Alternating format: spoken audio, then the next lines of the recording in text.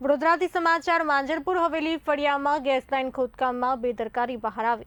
જેસીબીથી પાણીની મુખ્ય લાઇન તૂટી રહેણાંક વિસ્તારમાં પાણી ભરાયું હતું। સતત પાણીથી જમીન બેસી બે મકાનો એક તરફ નમી પડ્યા છે। દિવાલોમાં મોટી તિરાડો પડી મકાનો ધરાશયી થવાની ભીતિ સેવાઈ રહી છે। ઘરમાં બે ઘરમાં નુકસાન થયું છે। નુકસાન તો રહેવા જેવી પરિસ્થિતિ નથી અત્યારે, એવી પરિસ્થિતિ થઈ ગઈ છે આ કોર્પોરેશનના લીધે જ। આ લોકો પહેલાં કામગીરી કરી ગયા, એ લોકોએ દરખાસ્ત લીધી જ નથી અને કોઈ કોર્પોરેટર આવ્યો નથી। કોઈ કોર્પોરેટર અહીંયા જોવા હરકો નથી આવ્યો। જે વાત તમે જણાવ્યું ખરું? જણાવ્યું હતું પણ એ લોકો આવતા નથી।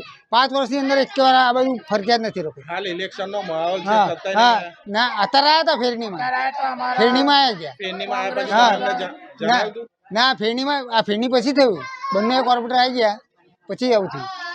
શું નામ આપનું? રાજુભાઈ।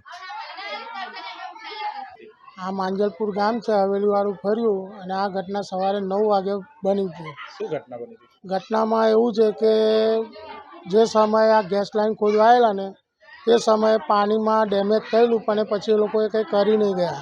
તો આજે સવારે કોર્પોરેશનના માણસો જ્યારે આવ્યા તે સમયે એમને જોયું કે ભાઈ આ પહેલેથી ડેમેજ થયેલું છે, એને લઈને આ નુકસાન થયું છે। ગેસની લાઈન નાખવા ક્યારે આવ્યા હતા?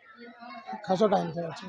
એટલે ત્યારનું જ ડેમેજ હતું? હા, ત્યારનું જ ડેમેજ હતું। એટલે કોર્પોરેશનના માણસો ભૂવો પડ્યા પછી આવ્યા? ભૂવો પડ્યા પછી આવ્યા। હા, કેટલા વાગે એમને જાણ કરી હતી? એમને અમે 9:30 જાણ કરી હતી। કેટલા વાગે આવ્યા હતા?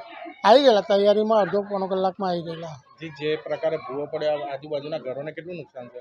હવે ઘરોના નુકસાન એટલે અત્યારે તો અમારે અંદર રહેવા જેવી પરિસ્થિતિ છે જ નહીં। મકાન આખું ટોટલી એક બાજુથી બેસી જ ગયું છે અને કોર્પોરેશનના માણસો જેતે કહી ગયા છે કે અંદર તમે આજે રહેશો નહીં, કારણ કે હજુ દબાઈ રહ્યું છે મકાન। શું કહેશો, જે પ્રકારની બેદરકારીના કારણે એક મધ્યમ વર્ગનું આજે જે મકાન છે એ ધરાશયી થવાની હાલત? હવે શું કરીશું? હવે આ કોર્પોરેટરોના શું કામ કરો છો તમે? હું તો છૂટક મજૂરી જ કરું છું, ઓટો રિક્ષા ચલાવું છું। બીજું કોઈ મકાન કરું?